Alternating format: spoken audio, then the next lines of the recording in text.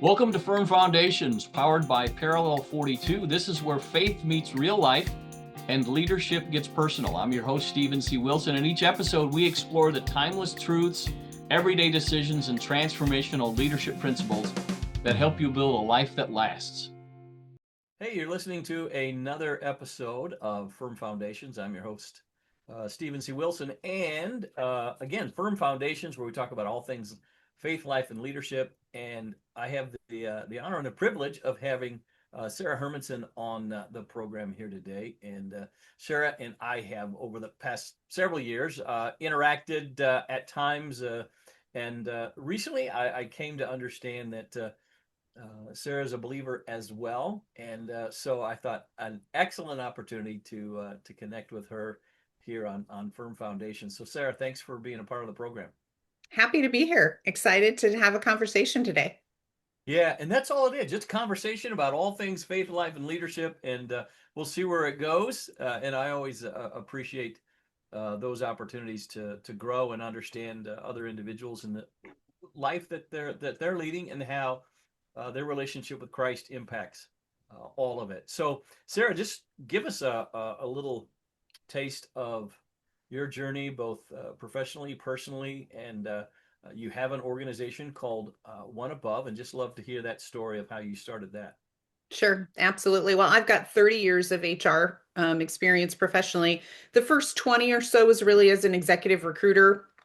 I always kind of joke around that, yes, I was a headhunter. I promise no one was harmed in the process of me doing that for a living. And I fell into it by accident and I loved it. I had an incredible mentor who encouraged me to read and continue learning. And if you're an ADHD curiosity person, it's an incredible career because you're constantly learning about a new company or a new industry and what do they do and how are they special. And so it was fun to get to know a company, figure out how to tell their story, and then talk to people about their careers. Like, are you happy? Do you love what you do? And how can I help you leverage your career? And so Yeah. I had such an incredible kind of first career, if you will. But what I came to determine, partially because of all of that learning and reading, was that I didn't feel like I was fixing the real issue. The reason people weren't happy at work wasn't that they were maybe in the wrong job. It might be that the culture and leadership and health and vitality of the organization was lacking and they were leaving to find a healthier organization. And so I wanted to fix that. I wanted to influence Mm-hmm. health and vitality of organizations. I really believe if we're going to spend on average 90,000 hours of our life at work, we should have joy there. Mm-hmm. And so I really want to infuse kind of that into what I'm doing. And so I went and got some actual corporate HR experience and was able to help build cultures and build teams and help establish like how do we have fun and care for people but have high standards. And that's really what caused me to want to start my own organization, was to be able to multiply that and get into big and small organizations and really be able to walk alongside leadership as they create healthy workplaces. So that's how So One you Above HR started One was born. Above, right? Yeah. And tell us, oh, where does the title, or not the title, but where does the name One Above come from? Sure. Well, when I was envisioning, okay, I'm going to put out my own shingle, I knew I wasn't going to be a recruiter. So I needed to stay far away from any recruiting. I didn't really want it to be about me. I didn't want it to be my name. I know a lot of people do that when they start their own business. I was really looking at something that would establish my desire um, to kind of, infuse, health and vitality, looking at thriving things, joy-filled things. So I did a lot of wordsmithing. I did a lot of throw all the adjectives and words that speak to me on a board. And I Yeah. kept coming with that concept of upward and above and kind of, again, raising the bar, that whole concept. And then again, I really wanted to build it on a foundation of my faith, that I believe that the gifts I've been given are God given and that He's multiplying them. And I wanted that foundation. I wanted that faith foundation to be very clear, and yet not so overt that anyone that isn't a Christian feels offended by Right. Right. by my approach or my belief system. And so, Yeah. from that standpoint, that's kind of how One Above HR was born. Was just this desire to really build that firm faith foundation as I launched my business.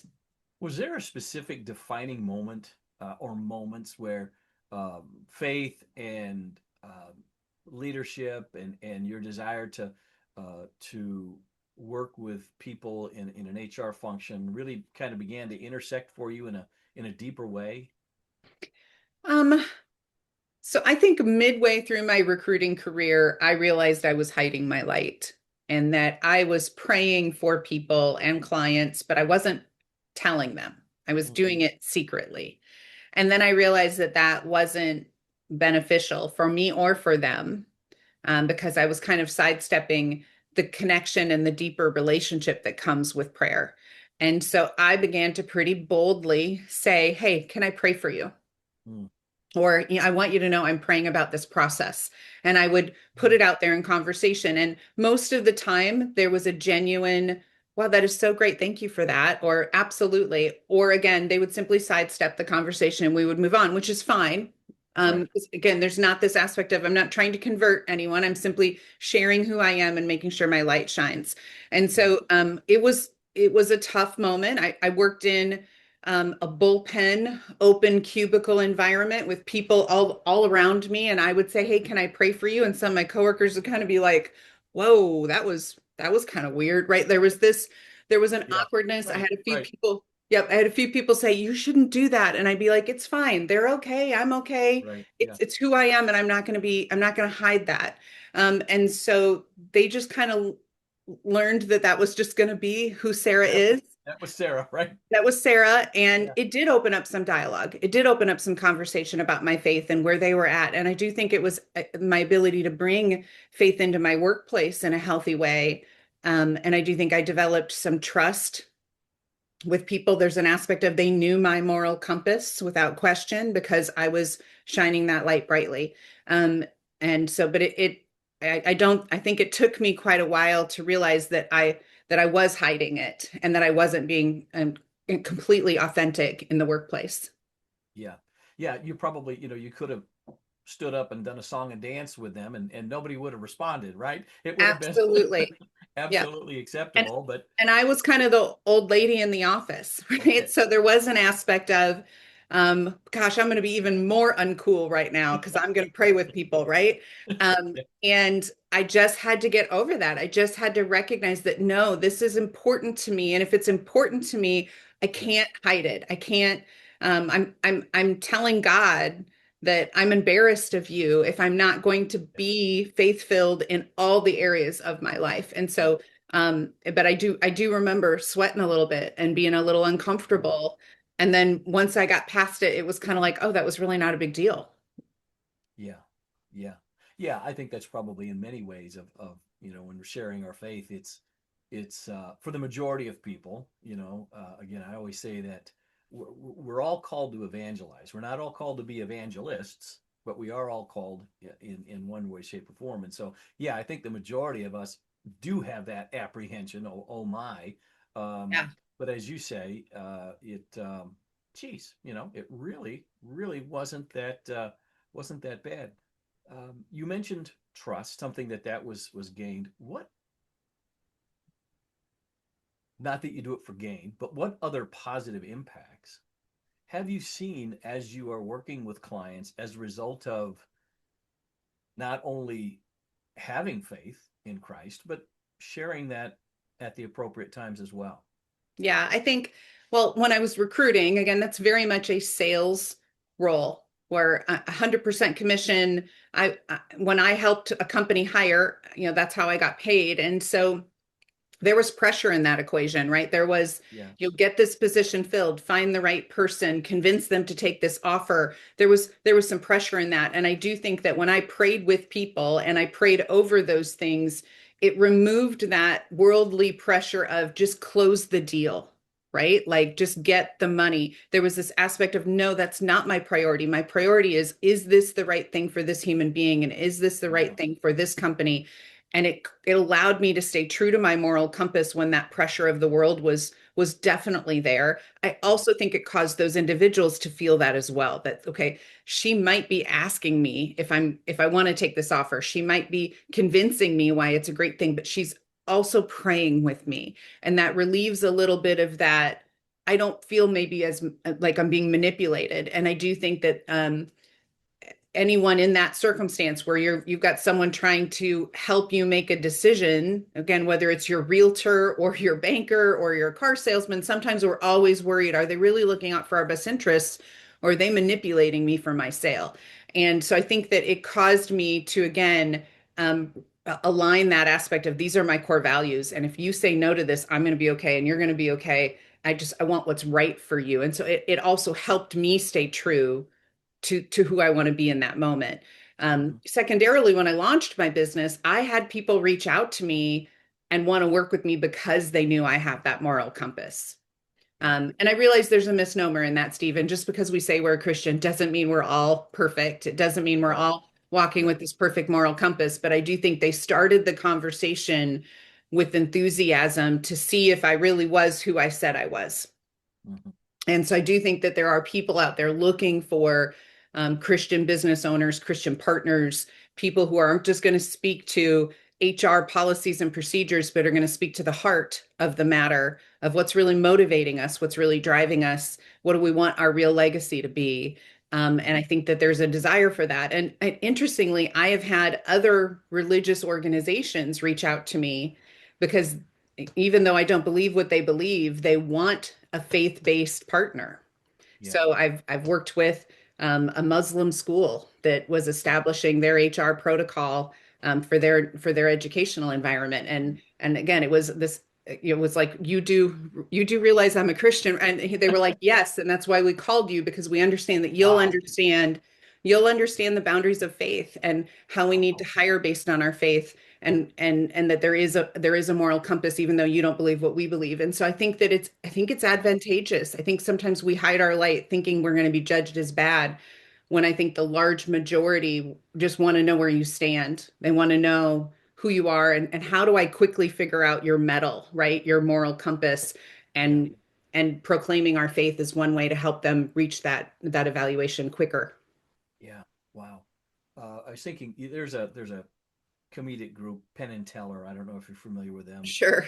Yeah. Uh, and I think I don't know which one it was, but he was talking about people sharing their faith, and he said that if you're a believer and you do not, and I'm paraphrasing, you do not share your faith, I have no respect for you, because if you truly believe what you say you believe, you would be doing that. And so if you are doing that, I have all the respect in the world for you, because you believe this and you are Yeah. Yeah. sharing that and you're And not afraid to it's do what we're so. told to do, right? Right. We're told to proclaim the gospel. We're told to Right. shine our light. We're told to point people to Jesus. And yet, the world is constantly trying to dim our light, and constantly trying to say, oh, well, that, we don't talk about religion or politics in the office or these kinds of things. And the reality is, no, I think there's a way to be you and be 100% authentically you and talk about your faith without being toxic, Correct. right? Yeah. Um, and again, my foundation is they will know us by our love. And Mm-hmm. so we have to lead with love. And I genuinely just simply want to be who I am, and I want to live out my faith. And I hope that they see it and then think, I want to know why does she behave that way, right? There's an aspect of, I want to attract them to my light and open up the dialogue. I'm not the person that's going to go around and just try to shove my faith down people's throats. I don't believe that that's my approach or my gift. I know Right. there are other people who are way more bold, and that's their gift. But my gift is the relational, Yeah. and approach of, like, let them see who I am. Let me be the example I need to be, and attract them to the conversation. And so it's a little more of a love-based, gentle approach of being able to Yeah. share Christ. And it's genuine, right? Hmm. You're not trying to be somebody that you're not, for the purpose of Yep. developing a relationship, developing a client, getting a client, or all of those things. There, you're just simply living that genuine life out, and allowing that light to shine. And again, the Lord is the one that saves. Yep. It's not us, but we can certainly be that light. How has your faith and your walk um, impacted the way that you um, just interact with clients, with HR, how you see people? Yep. Yep. Well, um, I believe that my faith and the the growth I've gone through and really confidently knowing the foundation I stand on allows me to see people differently. Hmm. Um, that I believe that the large majority of people are hurting. I believe that we are isolated and disconnected, especially since COVID. I believe that the social media and so much of our world and the behaviors today are increasing that isolation and separation. And I believe isolation breeds isolation. And so the more isolated we become, the harder it is to break those cycles. And so when I get into an environment, one of the first things I'm trying to diagnose is how connected, how relational, as I believe that that's the core um, missing piece in most environments. Yeah. It's not that we don't have great people and great leaders and great companies and incredible products and great systems. Genuinely, I believe people are building healthy companies. We're forgetting to build time to create authentic connection and relationships because going remote or again the busy world or travel or all the different excuses we can put on the plate, all the Slack tools, all the efficiencies and AI things we're putting in place are disconnecting us further and further and further away Right. from Right. the human connection. And I believe that human connection and element is what solves it all. We were made to do life together. Yes. um, and we need to be known. And so that's the first, I go in and do a lot of diagnostic work, a lot of audits, a lot of looking at what's working and what's not working. At Hmm. the core of it, I would say 90% of the time, the missing piece of the puzzle is authentic connection. And it's just figuring out how that company makes small little tweaks to make those improvements. Because I believe that, again, th- that's how God made us, is to need connection to him and connection to each other. Right. Yeah. And I'm looking right on my whiteboard, and I wrote this down. This was a statement by um, uh, Lencioni, Patrick Lencioni. I believe. Yeah, it was in a podcast with he and one of his colleagues. And he was saying the fabric of a relationship is thinner when you're virtual. Mhm. And so, right, the further we get away from one another, whether it be, I mean, right, because you can be in a marriage and be distant, right? Where Right. you're living with someone in the very same house, but you can have that distance. And so, it's not only in that virtual Zoom Correct. world, but it's even right, within our own offices and And that. and all the data and research points to that engagement numbers are down. Happiness at work is down. Friendships at work are down. And it doesn't matter in person or remote. Everybody be, oh, well, that's in a remote company. No, like the data's bad everywhere. And so from that standpoint, I don't think we can point to that one thing. I think it's just we are all doing so much more, right? Does everyone else feel they're getting emails and podcasts and texts? Like there's just the communication is just nonstop. And so when we're trying to consume so much, and then again, we're trying to automate so much and we're doing so much more on our plate. I think about, 30 years ago, what I was doing in any given day compared to what I churn out now, Yeah. which is amazing and awesome. But it also means that we have to be intentional and purposeful to actually slow down and have connection time, real, authentic, not agenda driven, not to-do list, not project, slay the dragon, work related, but real connection of like, hey, how are you, Steve? How's the family? Right. Right? What's going on in your life? What are you looking forward to? Do you Right. have a trip planned? Like, what are you reading these days? Like genuine, authentic connection to be seen and to be known. We have to practice that. We're really bad at it right now, I Yes. Yeah. think. Yeah. Yeah. I believe so. In TWI, training within industry, that I do, and I work with organizations. We talk about in the job relations portion, the kind of the tagline for the job relations module is better relationships equal better results, Yep. right? Yep. It's definitely a mindset shift for individuals, and especially then for supervisors, because realizing supervisors, and this is where I oftentimes get pushback, because I'll say to them, as a manager, you're really not value add. you know, because, and then we have some dialogue around Right. that. You're not doing Um, actual work output, right? We can't, because right, because right. you Yep. and you get results through people.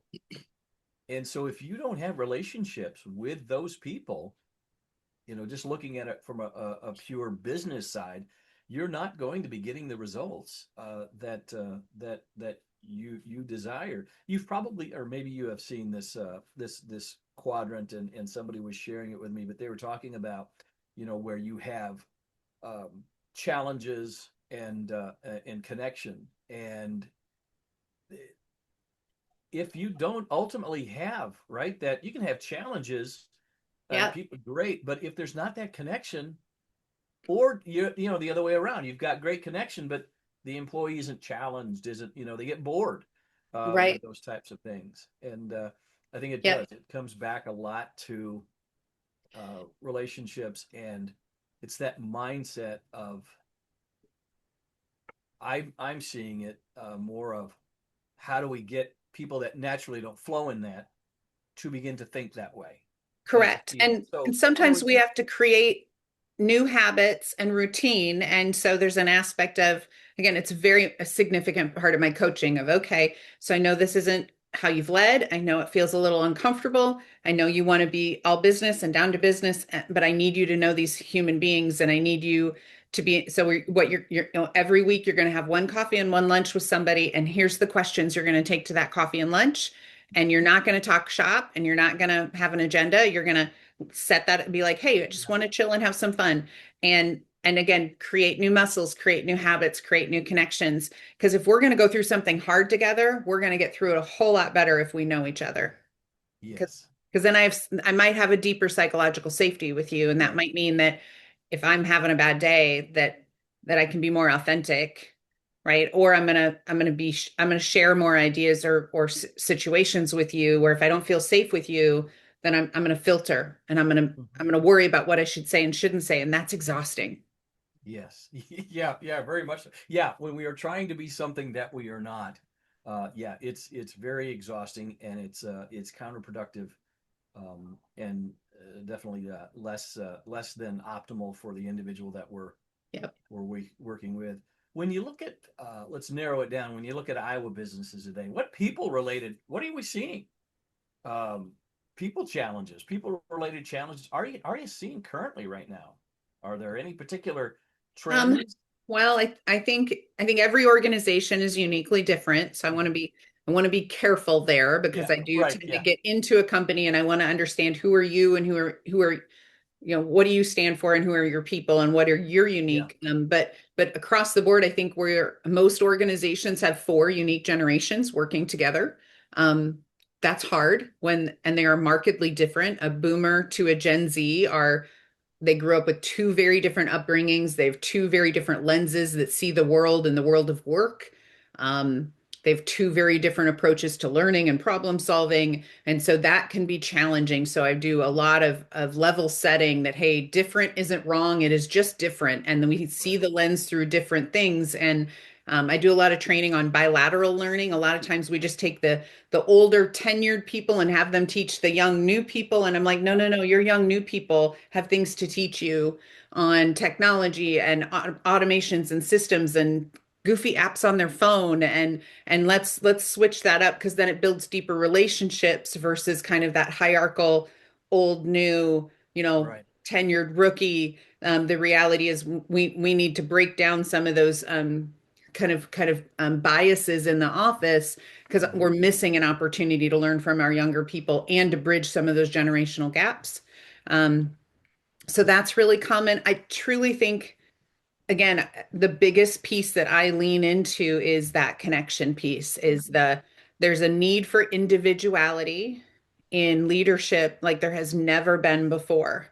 And that it used to be that if you had Steve and John and they were in the same job, say they were in a customer service job, and you got to their annual performance review, you would do basically the same review, give them the same raise, talk about the same promotionary track, and send them on their way, and Steve and John would both be happy.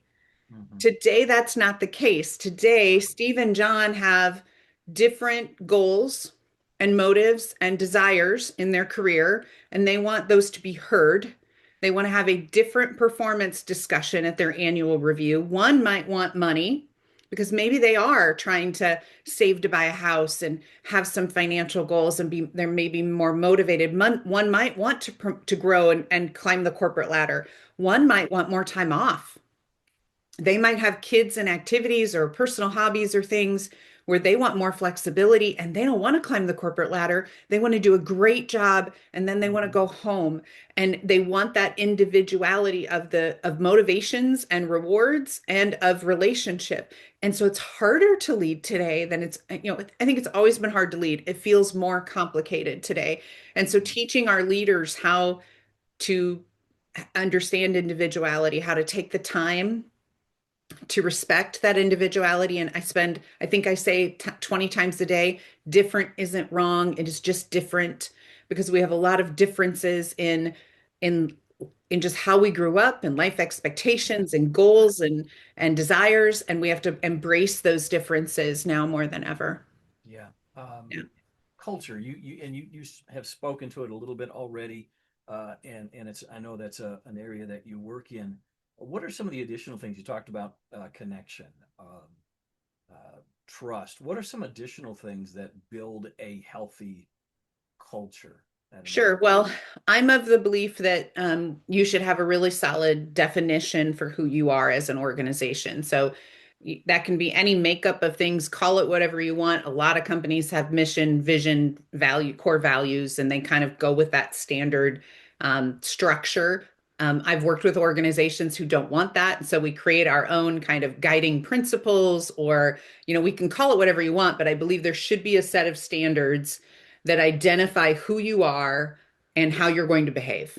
Hmm. And what I've seen, and this goes back to kind of some of the movement in the 90s, of that we were doing it more for our marketing and advertising strategy than we were for really true identity Yeah. grounding approach. And I believe that's secondary. I think the marketing advertising is a fringe benefit of having really good foundations in your culture, because I believe these should be living, breathing things that we talk about all the time, that this is who we are and these are the standards with which we're going to behave. And when you're doing an exceptional job, it's because you're living out a cultural standard or value. And I want to reward and I want to call out and I want to celebrate the fact you're living out our core values. And if you're not performing well or you've made a mistake, it's because we're not aligned with those cultural values. And we need to have that conversation to make sure that you do stay aligned to those standards. And it creates safety, because every new person you hire knows what you expect of them, knows what those standards are, knows where the boundaries and the guardrails are and how we behave, and doesn't have to kind of come in and figure it out, right? We don't have to hang out with people and try to define the culture and the norms. We're being very clear about them. And I think that safety and that understanding of this is who we are. I also believe all of us want to be part of something bigger, right? Right. We Right. want to know what we do matters and means something, and we want to align with a belief system, both spiritually in our relationship with our God, but also the belief system of an employer. We want to go in and be like, why should I sign up to give you 90,000 hours of my life? Right? Um, and so a company that is talking about those things, that has clarity on those things, gives us a feeling of security, that they know who they are and I can figure out who they are and I want to align with that belief system. But for more than anything, I run into a lot of environments where we don't know how to hold standards. We don't know how to talk about, this is the expectation of how we behave, other than the employee handbook, which when we have to get that out, that's usually not a good moment, No. right? No. Right? We don't want to go to the employee handbook. We should just be able to talk about, this is how we behave. This is acceptable. This is unacceptable because of this value. And I just think that if we can build that foundation for a new employee, we have less people testing boundaries. We have less people trying to figure out where the standards lie. And it's just a whole lot easier to lead. Yes. Let's make it easier, right? Yes. Yes, let's make it easy to Uh, lead. what's one question that and again I'm asking you to narrow it down to one, but what's one question that every leader should regularly ask themselves about their team? Oh gosh, one question that. or one that I they might, not necessarily they have to ask that one, but one that they need to consider.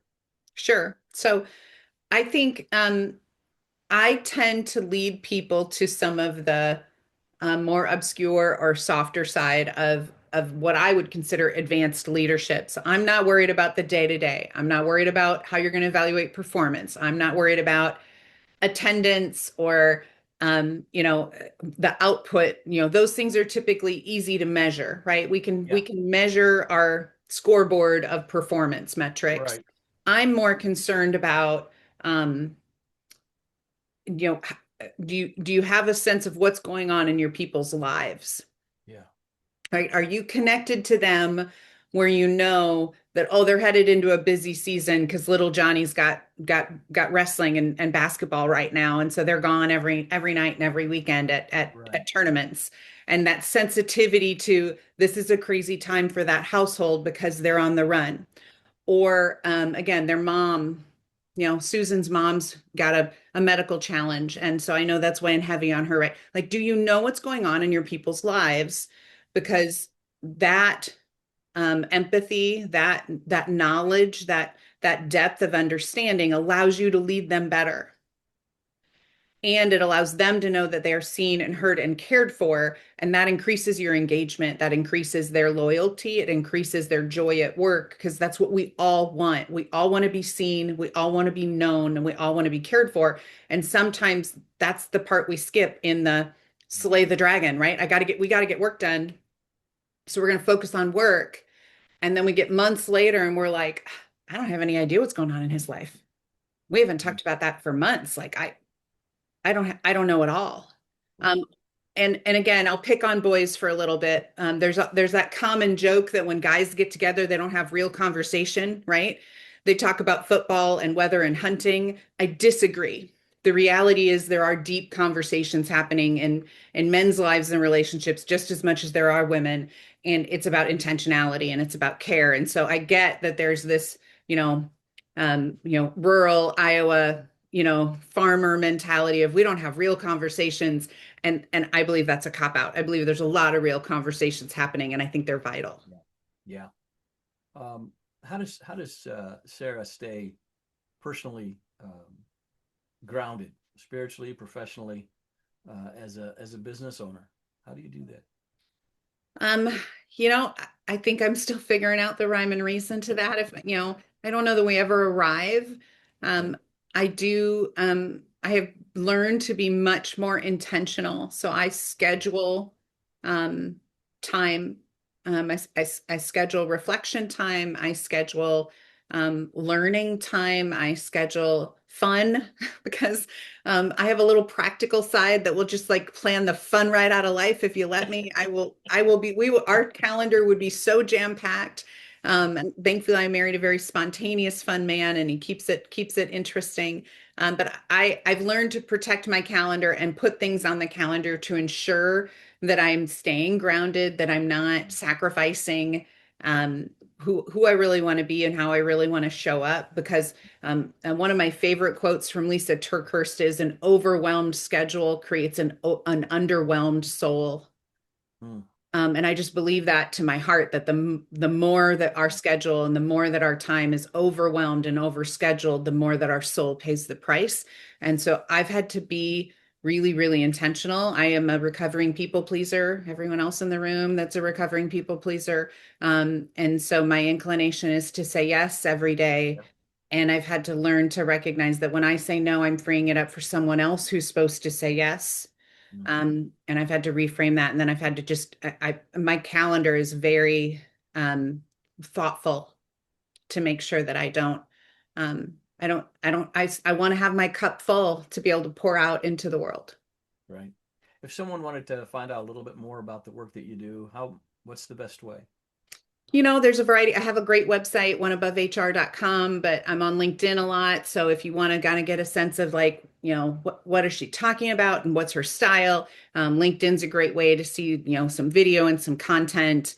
Otherwise, I give away a lot for free because I believe that's what I'm supposed to do. So I'm often speaking in various environments. I do workshops for Kirkwood and NICC and Hawkeye Community College, and usually reaching out to a lot of our local women's groups or associations. And so if there's an opportunity, I'll share all those speaking things on my LinkedIn and events and things. But if nothing else, just pick up the phone and reach out. But I'm a connector. I love meeting people, even if there's no, business outcome. I believe God uses everything. And so if somebody wants to connect and just geek out about people and behavioral science and why people do what people do, I would love to do that. All right. Thanks so much, Sarah. Appreciate you being a guest here on Firm Foundations. Absolutely. Thanks, Stephen.